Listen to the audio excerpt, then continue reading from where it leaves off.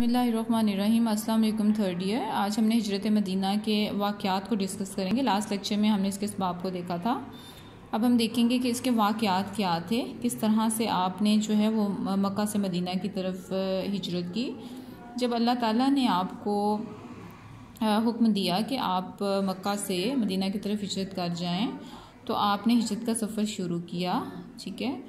और आप जो थे आपके साथ जो थे हज़रत अबू बकर सिद्दीक़ जो थे वो आपने उनके साथ जो थी उनकी हिजरत की थी मक्का से मदीना की तरफ। और उसकी वजह भी यही थी कि जो कुरैश मक्का जो थे वो आप पर बहुत ज़्यादा जुल्म करना शुरू हो गए थे और इन्होंने बाकायदा तौर पर जो थे वो आपके ख़िलाफ़ जो था एक साजिश भी की थी कि नाउज़ुबिल्लाह आपको जो है वो शहीद कर दिया जाएगा। और लेकिन अल्लाह ताला के हुक्म से आपने जो है वो 13 नबवी को मक्का से मदीना की तरफ हिजरत जो थी वो कर ली थी। और आप जो थे जब आपने हिजरत की तो आप हज़रत अली को आपने फरमाया था कि तुम बिला खौफ व ख़तर मेरे बिस्तर पर जो है वो लेटे रहो और लोगों की अमानतें उनको वापस करके फिर जो है वो वापस आना। और हालांकि तमाम पहरेदार भी आपके मकान को घेरे हुए थे, लेकिन अल्लाह की तरफ से ये लोग गाफिल हो गए और आप सूरह यासीन की तिलावत करते हुए अबू बकर सिद्दीक़ के यहाँ गए, जहाँ पहले से ही 2 ऊँटनियाँ तैयार थीं और आप उन पर सवार होकर जो थे वो रुखसत हो गए। और आज उस वसल्लम ने मक्का पर आखिरी निगाह डाली और आपने ये कहा कि खुदा की कसम तू अल्लाह की सबसे बेहतर ज़मीन है और अल्लाह की निगाह में सबसे बढ़कर महबूब, और अगर यहाँ से मुझे निकाला ना जाता तो मैं कभी भी ना निकलता। और इसके बाद आप जो थे वो चंद लम्हों के बाद गारे सौर में पहुँच गए थे, जो मक्का से तकरीबन 3 मील जनूब की तरफ था।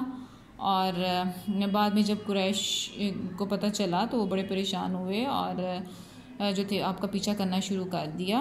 और उन्होंने बाकायदा तौर पर ऐलान किया कि इनको इनाम दिया जाएगा जो ज़िंदा पकड़ कर लेकर आएगा। और आप जो थे वो आप सल्लल्लाहु अलैहि वसल्लम हज़रत अबू बकर के साथ 3 दिन गार में मुकीम रहे थे और यहाँ तक कि कुरैश जो थे वो वहाँ तक पहुँच गए थे। तो आप सल्लल्लाहु अलैहि वसल्लम ने फरमाया कि ला तहज़न अल्लाह माना, कि घबराओ नहीं, अल्लाह ताला हमारे साथ है।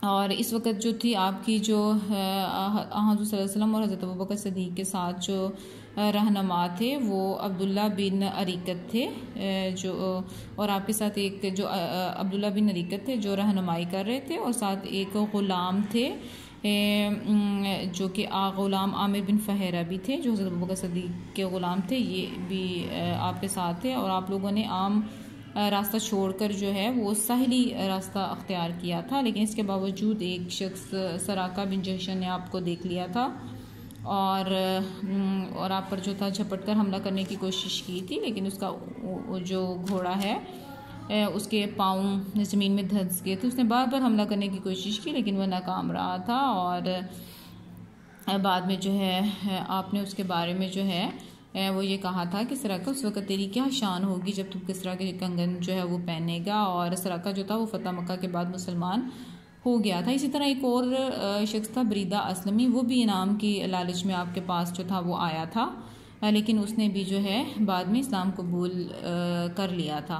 और जब आप हिजरत करके जो थे वो वहाँ पर पहुँचे तो अहले यसरब जो थे वो बेकरारी से आपका इंतज़ार कर रहे थे और उन्होंने आपका जो था वो बहुत अच्छा इस्तकबाल किया था। और हज़रत अबू अय्यूब अंसारी के पास आपने जो है वो क़याम किया था और जो है वो आपने एक यहाँ पे छोटी सी मस्जिद भी तमीर करवाई थी जो कि पहली मंजिल आपकी कुबा थी, जो कि मदीना से बाहर थी, जहाँ पे आपने 14 दिन क़याम किया था। और लेकिन जब आप मदीना में आए थे तो आपने सबसे पहले जो थे वो अबू अय्यूब अंसारी के घर जो था वो क़याम किया था। और ये गोया जो बाजमात ज़िंदगी का नुक्ता आगाज़ था यहाँ पे, और जो यहाँ पर जो था वो शुरू हुआ था।